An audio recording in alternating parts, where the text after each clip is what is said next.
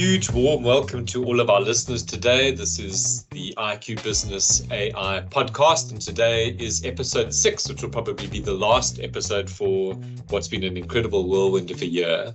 And Josh and I are joined in the studio today by Johan Steyn. We're extremely excited to have Johan with us. Johan is a advocate and thought leader in the AI space and founder of AI for Business. So a real pleasure for us to have you here today, Johan. It would be really fantastic if you could just introduce yourself and tell us a little bit about AI for Business, and then we'll steer the conversation towards probably human-centered AI. Thank you so much, Tim and Josh. It's an honor to be here. I listened to the previous episodes, well presented, well done. So I've subscribed already. It's a great privilege to be here. So I started my own consultancy / a few other things about 18 months ago. I worked for a number of local consulting firms, focusing a lot over the last few years on RPA, automation, and later in AI. And I realized that there's quite a need for what I call a human-centered AI approach. A lot of the narrative is the tech, and that's very important. But how it will impact our colleagues or our staff, our customers, and the future for our children is not, in my experience, something we talk about enough. If at all, especially when you attend tech conferences. So I do a number of things. On the one hand, I do some academic work on the faculty of the university in India. I teach the MBA class there virtually. I've worked with some of our local universities, and these days a lot of executive education, course design, aimed at business leaders to understand this technology, because I think it cannot just reside in the domain of the technologists. It needs to be a C-suite imperative. Then I do a lot of writing for Business Day, IT Web, and others. A lot of conference speaking. That's really kicked off over the last few months, and webinars and podcasts like this as well. And some consulting still, where I work with customers around their AI journey and strategy. But I think that my greatest passion really is the ethical and philosophical side of this technology, looking into the future. So I'm often at a conference the only person speaking about it. And I don't get a very jubilant response normally, especially from the techies, but I believe it's important that we speak about it. Absolutely, that's fascinating. And it's so difficult to know where to put the toe in first, because it's just everywhere you go, there's so many fascinating things to think about. One thought which I've been having a lot lately, and hearing you talk about kind of the human in the loop, or the human in the ecosystem, whatever else it might be, is just perspectives on the rate of advancement here.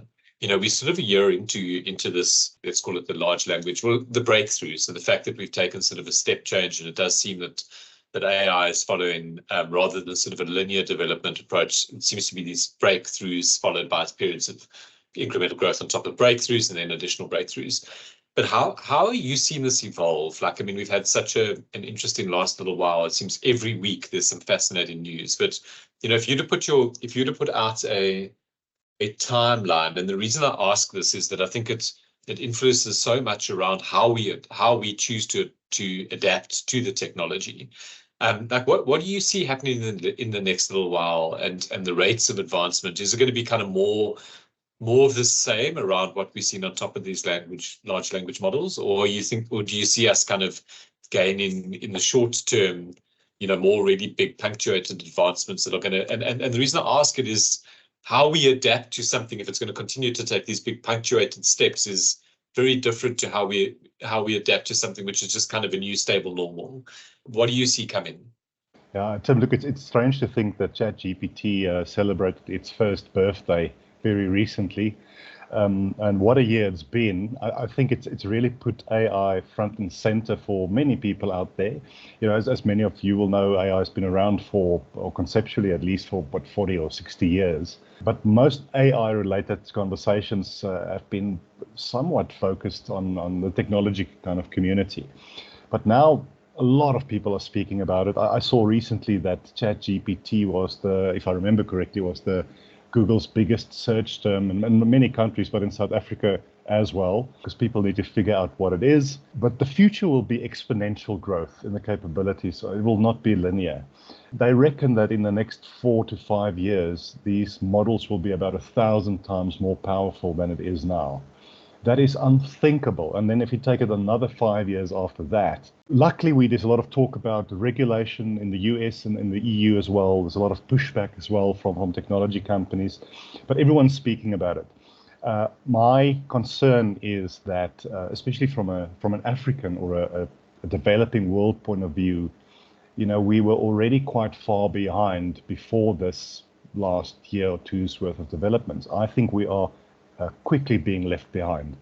There's a lot of countries in our continent doing some interesting work around AI institutes, some regulatory frameworks. Sadly, in South Africa, I don't see anything happening.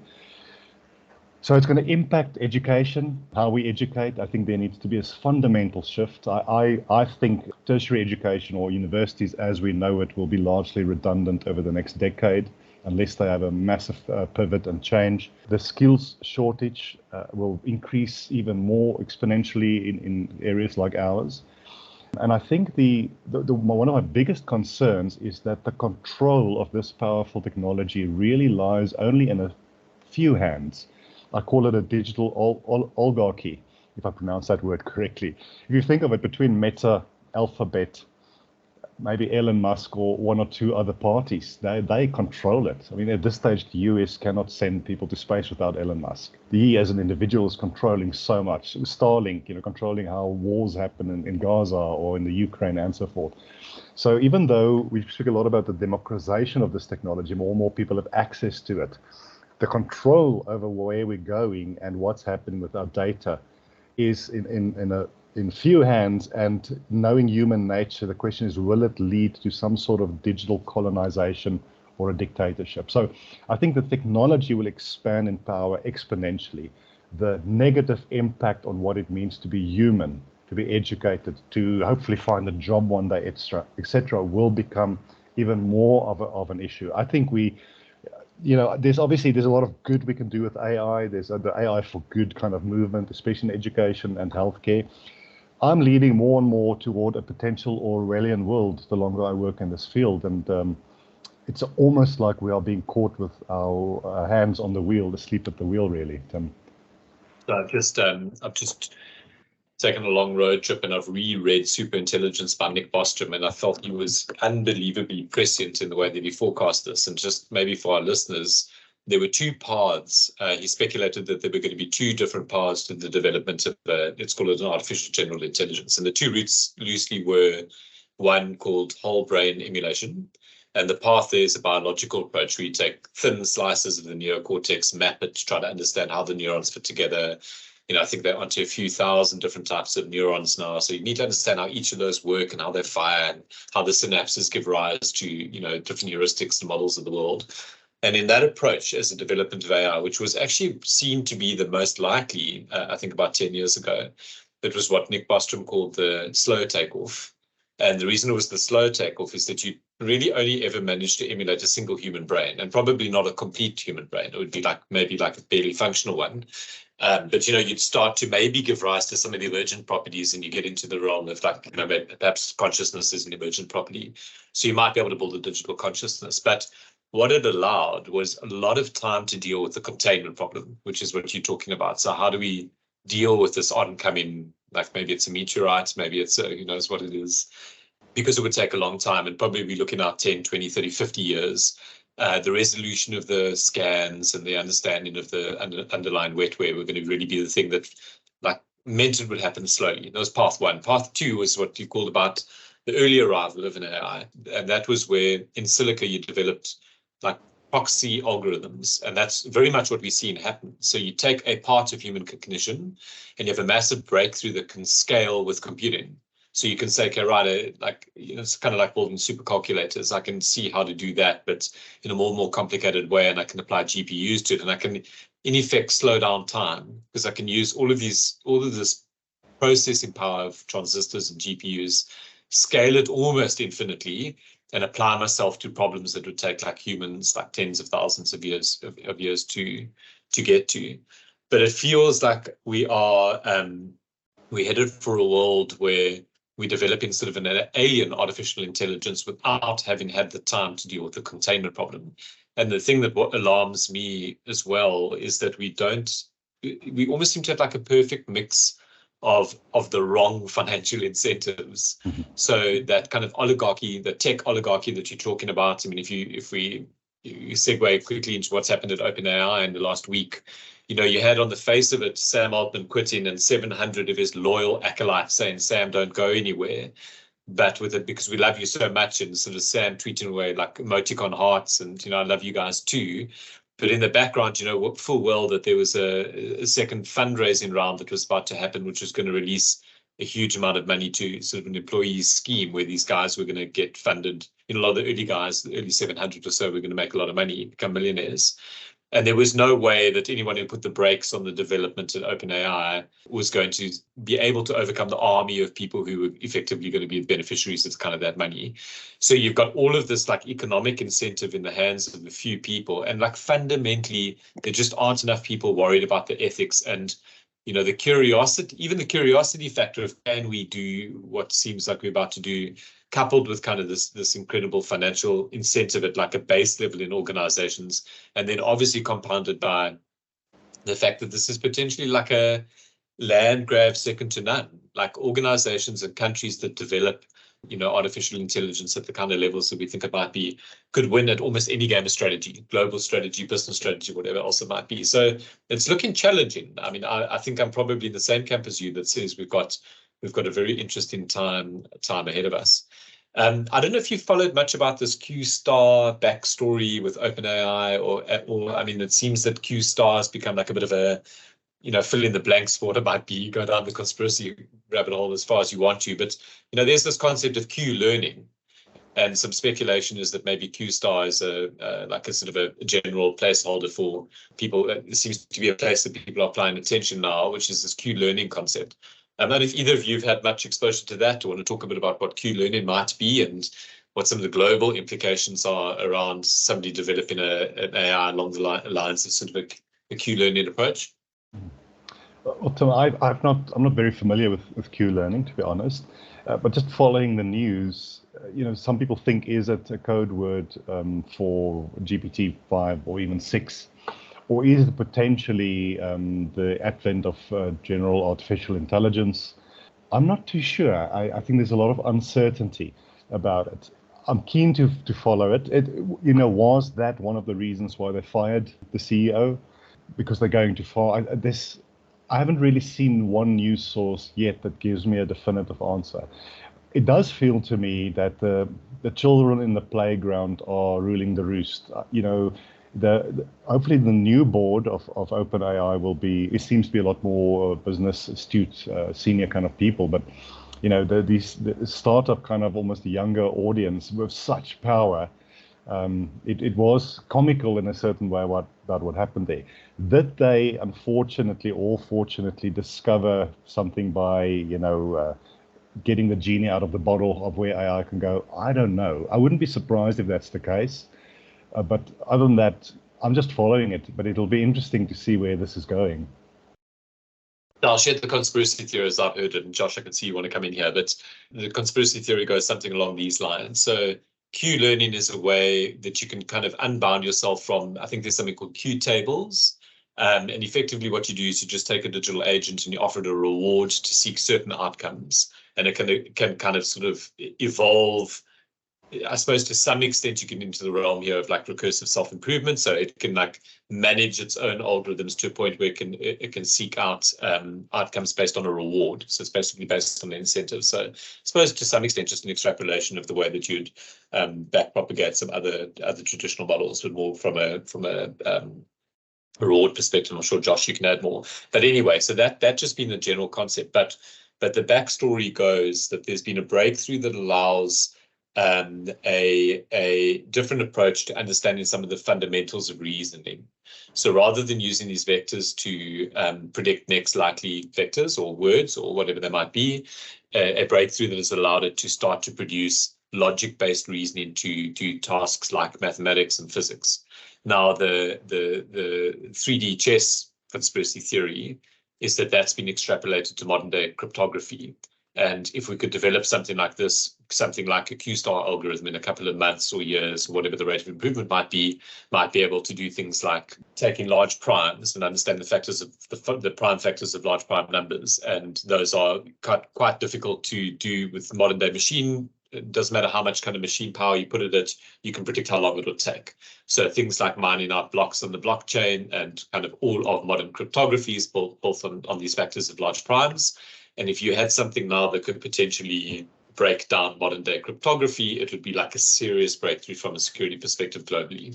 And the backstory goes that one of the members of the board kind of called, hang on, we can't do this, and said we need to stop, and like, let's fire Sam, because Sam was in Dubai, and that was the non-disclosure part. He wasn't being honest with the board. Apparently he was seeking some deals to get GPUs around kind of powering some of this new tech. But I do think that from a governance perspective and a junior board point of view, it's unheard of that you take a company that's knocking the lights out across every single metric and is summarily to fire the CEO without any explanation to the market. So absolute radio silence. I mean, it does tell you that there's something that board felt they couldn't potentially say, which is very interesting, but just very, very poorly executed.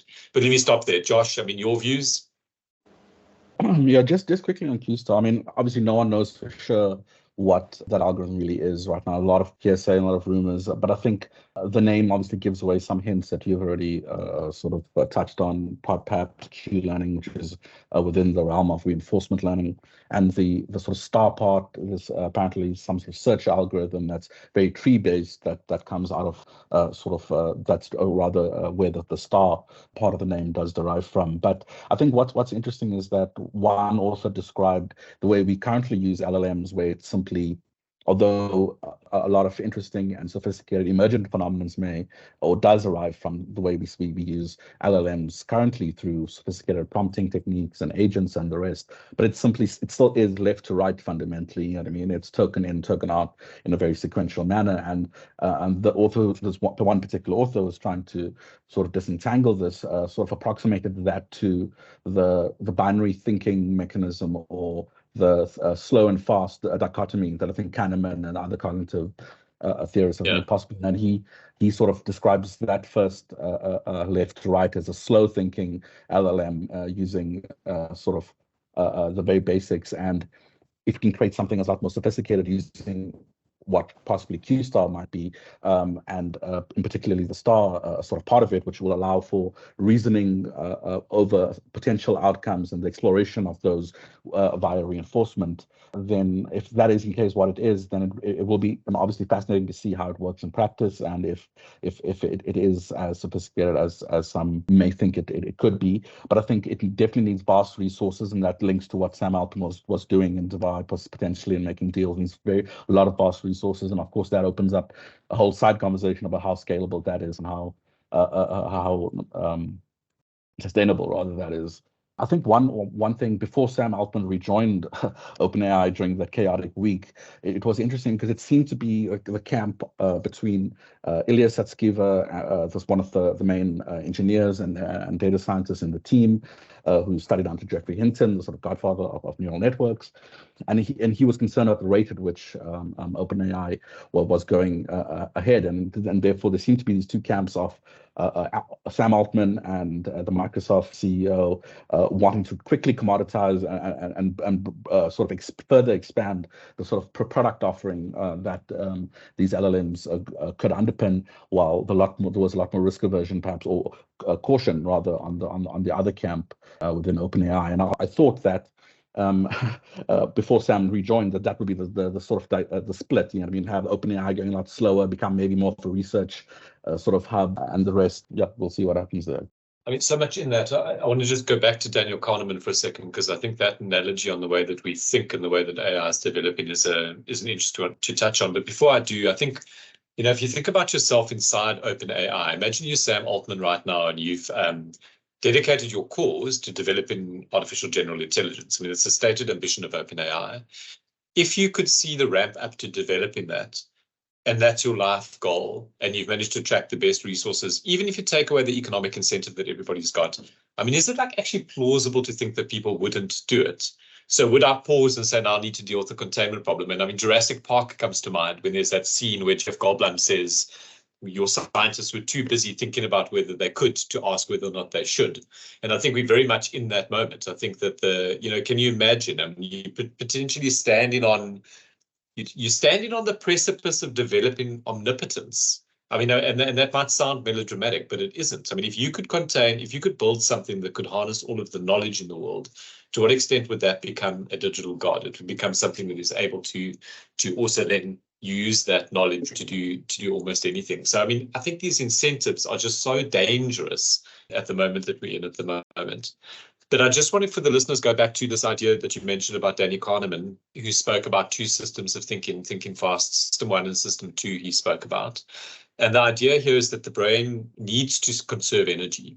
And you can correct me if I go wrong here, Josh, I know you studied this stuff, but the brain needs to conserve energy. So one of the ways that it's evolved is to create shortcuts and effectively intuitive type of decision making. And the way that works is if you think of it in layers of abstraction. So rather than going through the hard work of thinking things through every single time from first principles, the brain has developed ways of responding in almost intellectual reflexes. So I don't have to think about what I'm looking at when I look at you, Josh, and I know that that's Josh. It kind of immediately appears to me. But if I had to really look at the picture and interrogate it and start to look, well, is that really your mouth and your nose? And we sort of a totally different thought process, but I simply don't have the time or enough glucose in my system to power my wetware to do that. But it's obviously not as good because it's an approximation of prior experiences. So the thinking, that system 1 thinking, I can't remember which way around it was, 1 or 2, but the second thinking system is the deep first principles thinking that happens every time, which is too slow, but obviously much, much better.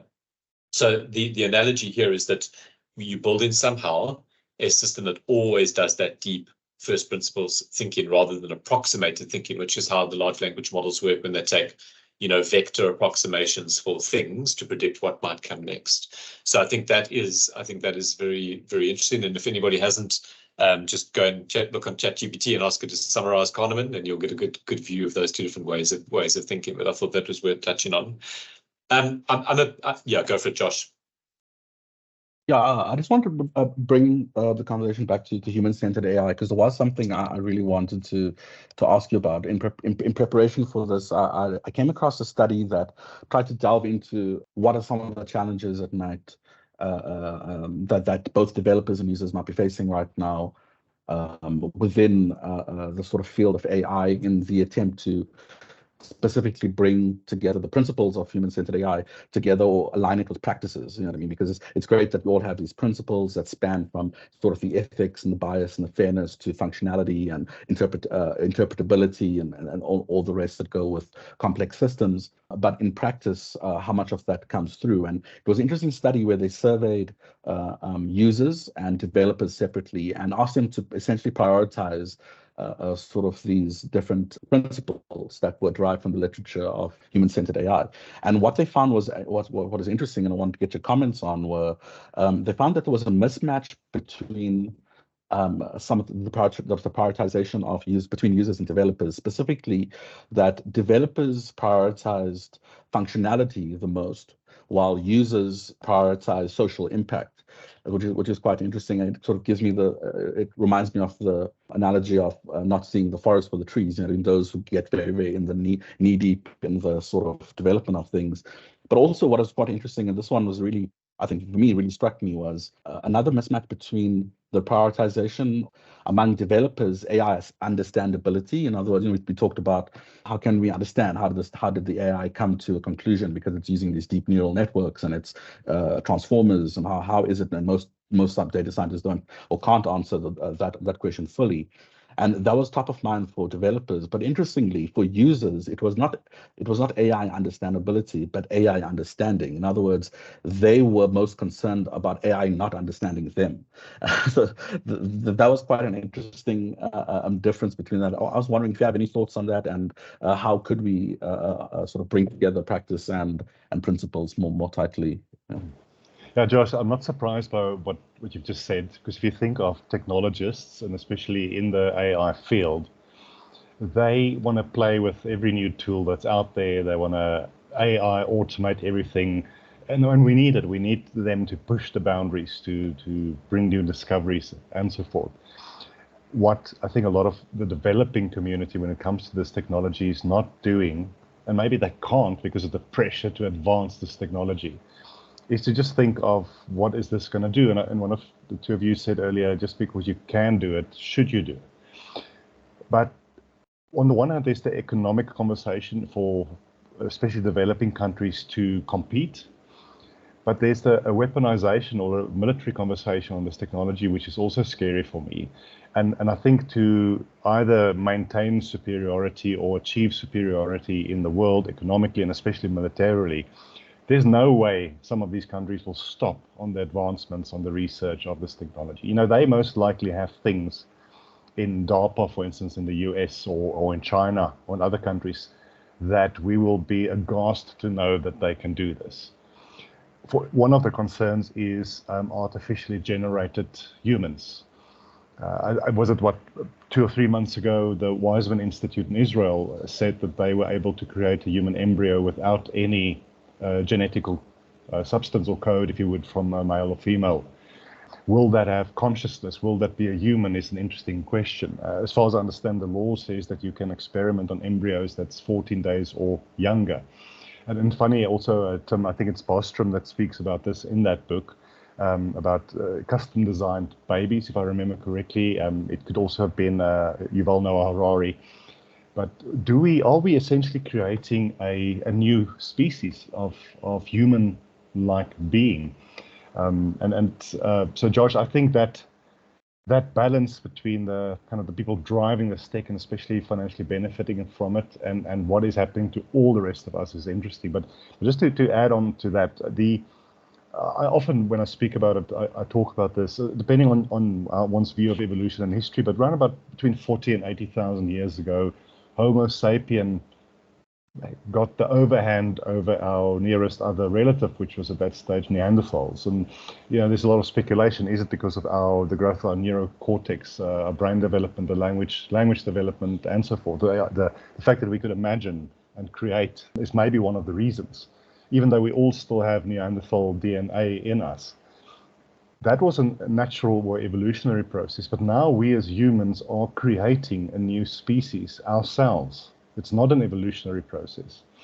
And I think that most likely exists in some of these, especially military and government-funded institutions. Are we creating human-like or human-looking beings that's only half human and half maybe silicon, or whose brains are already connected to the internet? And then the question is, just like we, because of how we developed, became the most intelligent and prominent species on Earth, will we in the next, maybe, 100 years or so, see that transition again, where we are no longer the most prominent species on Earth, but our creation is? Look, we, strictly speaking, are already the second most intelligent species on Earth, or if you can call it species. I think AI is already at the point of having more intelligence. So I know this is quite philosophical, doesn't always answer business questions. I just think we've opened a can of worms that we can't close. We will most likely in our lifetimes not see the full effect of it. I think our children and their children will. I think total lack of privacy, total mind control, very little employment potentially. It would be an aghast, horrible world to live in if we don't get it right. The question is it too late? And I personally think it is. We might not see the impact of it yet.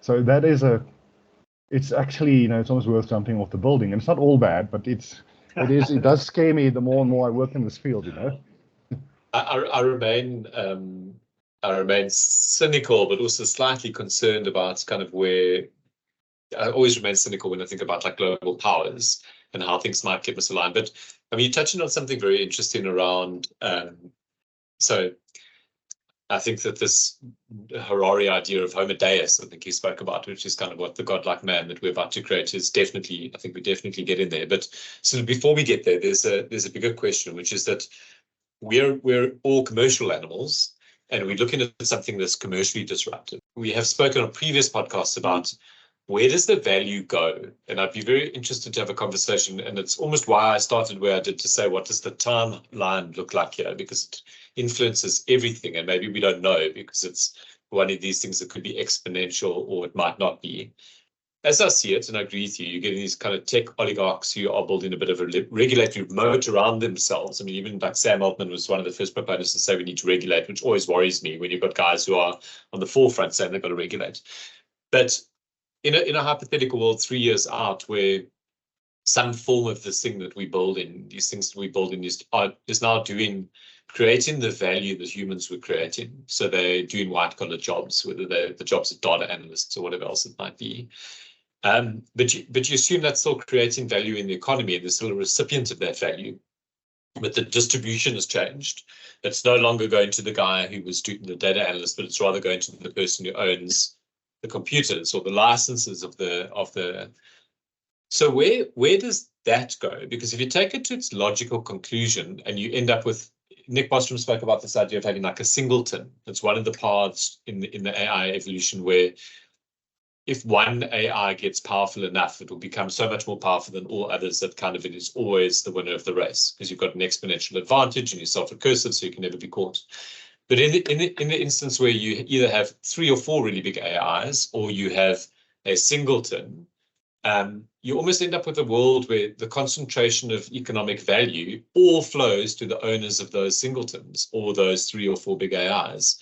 And the kind of, I suppose, the poster children in the early days for like democratizing the tech and making it open source and everything else, that seems to be a distant memory. It doesn't really seem to be happening. It seems like as much as that was a nice idea in the beginning, no one really wants to do it, whether you Elon Musk or whether you Sam Altman or whether you DeepMind. I see concentration of power rather than the distribution of it. But what does the world look like where the economic value starts to flow only to the owners of the AI? I mean, what are your guys' views on that? Is that the dystopia that's coming soon? And if you take it further, if there's a singleton, is it even controllable? Like, and I don't know how far we want to push the boat out here. So from, look, again, there I have quite a pessimistic view, dystopian really. The argument people typically have is to say, don't worry, in every so-called industrial revolution, even though it was disruptive, a lot of job losses, etc., the net effect at the end of the cycle was that a lot more was created, a lot more value, many more jobs, people had to pivot, re-educate. Yes, this is the biggest part, my French bullshit argument there is. This is the one that says you won't be replaced by an AI, you'll be replaced by a person with an AI. Yeah. That's the one that's most unlikely to happen. Yes, but I think this is, and again from Harari and somewhat from Bostrom and others, because Harari says, he asks, are we creating what he calls the useless class? Because we're now in an era where you most likely won't just pivot your career once or reskill once, or, I go to university and I'm a dentist for the rest of my life or an accountant. And also we're not learning to learn, which is my gripe with education, which we can do a whole podcast on especially tertiary education. But we will constantly have to upskill, potentially constantly pivot to some extent our careers. And we've not been educated for it. We've not been made ready to do that. So this industrial revolution will most likely not result in that net effect that is positive. Then people bring in the conversation around universal basic income. The idea of essentially, it's okay if the robots take our jobs. If we have enough money, all of us, we can pretty much just chill.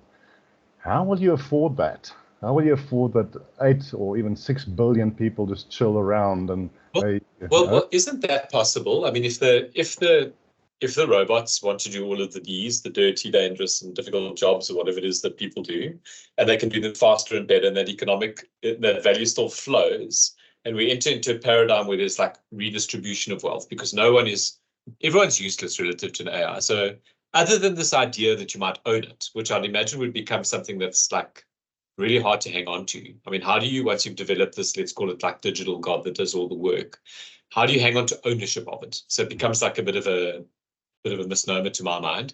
But why would you not then be able to enter into, and now I'm going for the utopia view, like rather than the dystopia view, why would you not enter a world where that just gets distributed to everybody and we sit around painting pictures and, well, I mean, not as good pictures as they are, but at least as good as we can do? What would stop that happening? Look, I think, and again, this is my view, I think as humans, we are tribal, we are selfish. It's all about self-preservation. I think somebody will try to control it. I think human nature will most likely want to control that wealth and that distribution. I just, it's a colonialism again. I don't know if the worst part of us, and even though there's a lot of beauty in humans as well, I don't know if there will be altruism from that, call it benevolent dictator. Tim, I don't know, it's just maybe maybe a bit more negative worldview, but if we get it right, the potential could be incredible. I just think if we take there's a great quote I once read, and I can't remember who said this, but he said, in every civilized man, there's a pagan waiting to come out. And we see this when there's a natural disaster and suddenly fairly normal people are raping and pillaging, etc. Because that animal instinct comes out. I'm just worried from a maybe philosophical point of view, but also from a evolutionary point of view, that we will not get this right, given how we are as humans. Hopefully I'm wrong. I'm just worried about it. So let me kick in here just to stop our audience from slitting their wrists just right now. So there's an idea, and I think it's not a bad one, that we build, and Bostrom was a proponent of it, but wasn't his idea. It was Yudowski's idea, and it was this, he called the concept coherent extrapolated volition. And the idea was that you build into these AI models, or even maybe don't build into them, by nature of the fact that they are modeled on human behavior, they would, at their core, act in accordance with the wills of humanity. Okay, so you would have a fundamental to the nature of a super intelligent AI is that you could build in this almost moral core that said we should do good by humanity. Now, if you get that right and you manage to deliver this idea of coherent extrapolated volition deep into the DNA, or I don't know what the equivalent is in silica of DNA, into the algorithms of these AIs, then they may get so powerful, but also so interested in I don't want to say communist, but a view of like egalitarianism around the world, that they may distribute the wealth themselves in a way that is more, and you may not be able to control them. So it all comes down to whether or not you believe the puppet master here is going to be able to continue to control the puppet, or whether it's going to, cut its strings. But if it cuts its strings and it actually has some sort of moral fabric that looks at something egalitarian, then maybe the salvation is the AI itself. Maybe it would be something that would if we get into the future of a singleton and something where it's, omnipotent and the creator of supreme wealth, those guys, perhaps the pagans, get dealt with by the AI. Josh, your views? Yeah, it's quite interesting. Look, I think that I'm a little hopeful that there's still time to hit I won't say brakes, but to at least put up some guardrails that are being put up now to some extent by different sort of governments with regard to legislation, although that's a little bit of the low-hanging fruit. But I think state intervention has to, and it's to some, depending on who you speak to, might be a swear word, state intervention, depending on if you're libertarian or not. But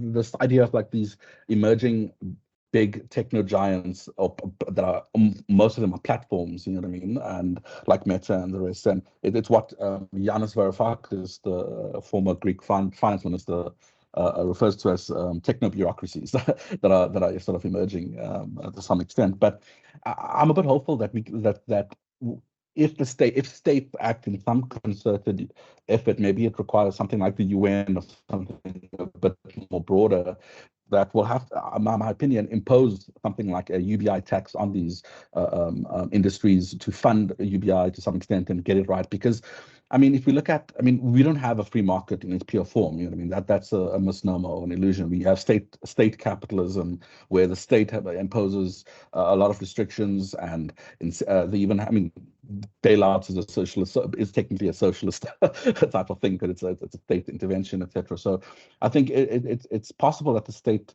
could enforce such a thing. It would require massive coordination, obviously some pushback from industry.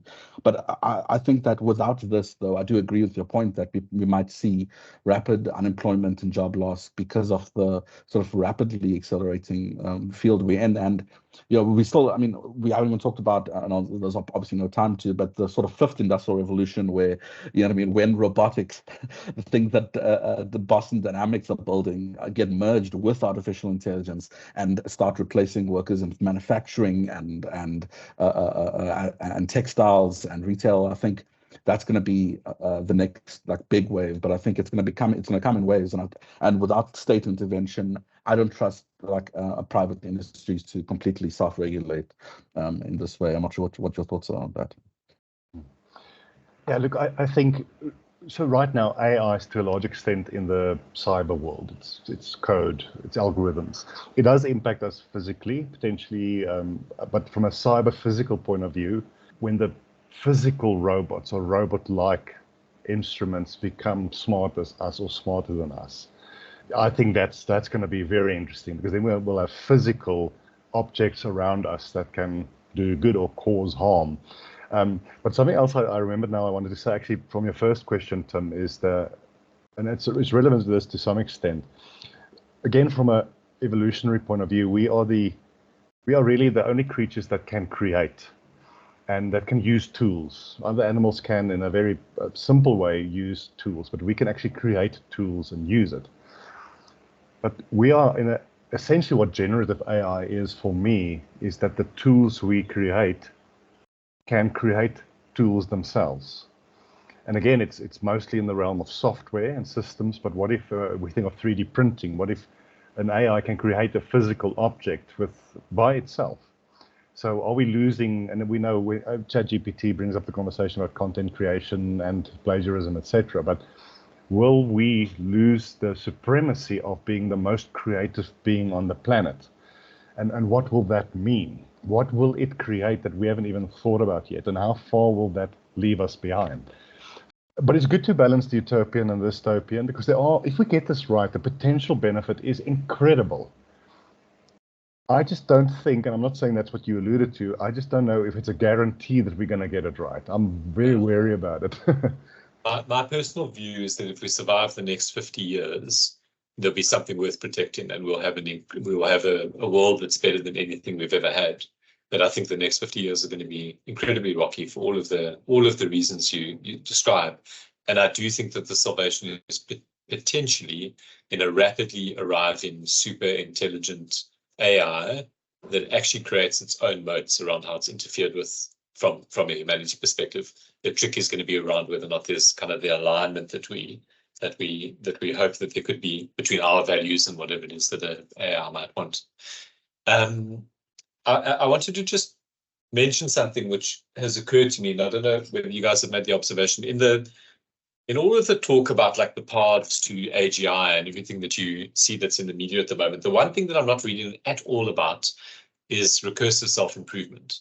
And I wondered why. Like, all of these models seem to be somewhat like stable to an extent, like you release another version of vector weightings in GPT, or you come up with a multimodal model like Gemini. But why is it that no one's turning the instrument back on itself here?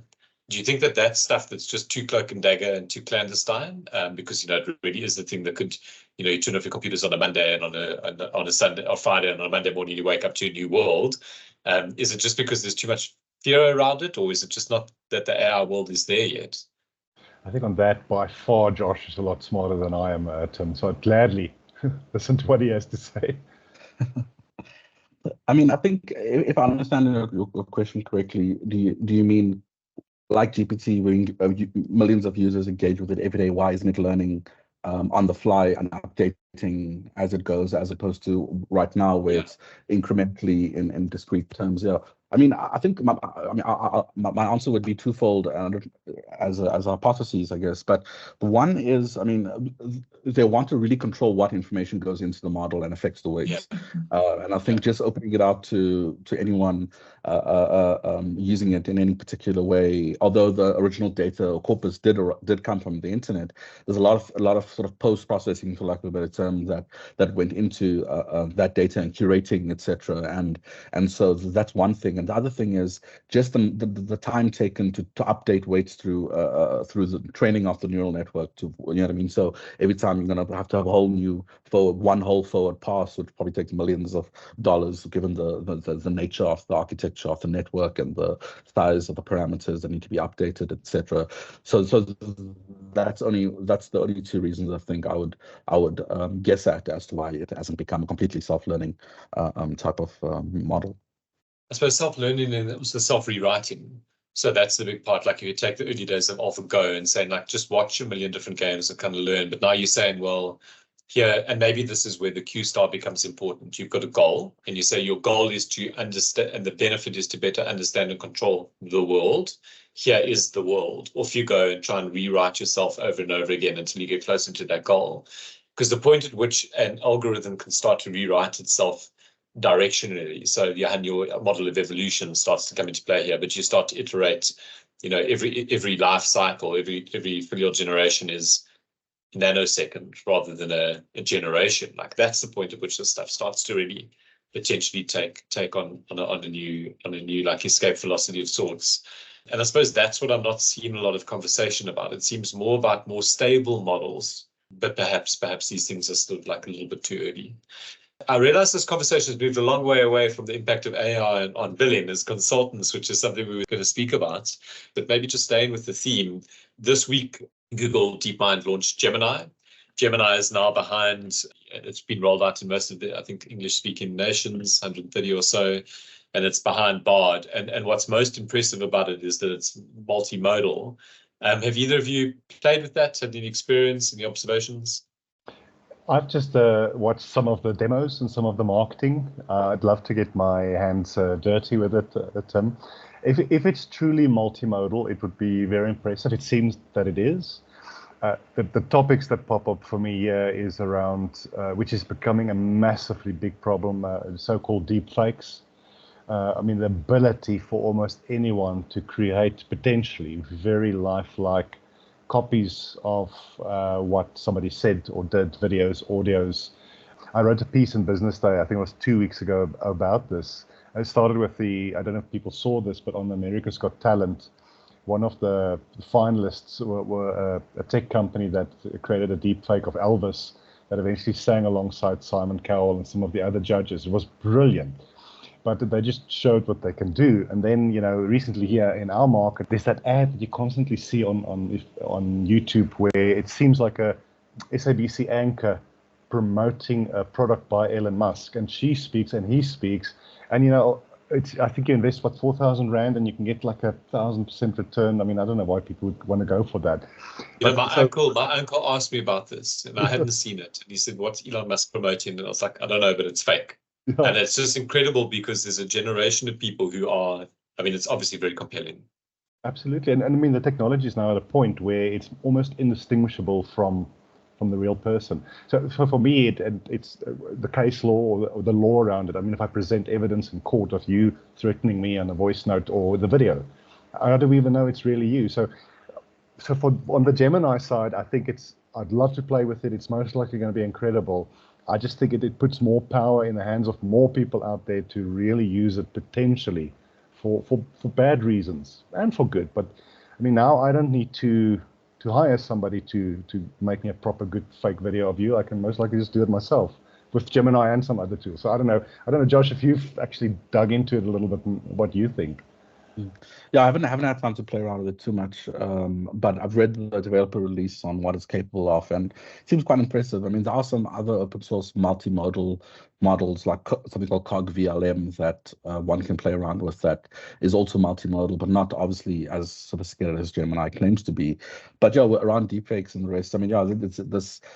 Just basic fraud. It's going to be an arms race between those detecting it and those producing it. And there's, I'm not sure if it's America or Europe, that in policy basically took a stance that media should be assumed AI generated until proved otherwise, which is, I think, where we might be going, in a sense, where something will have to, you have to assume it's not real, and then somehow with maybe cross-referencing or through some tagging of the images, I don't know how by what mechanism, but I think that's a very real reality.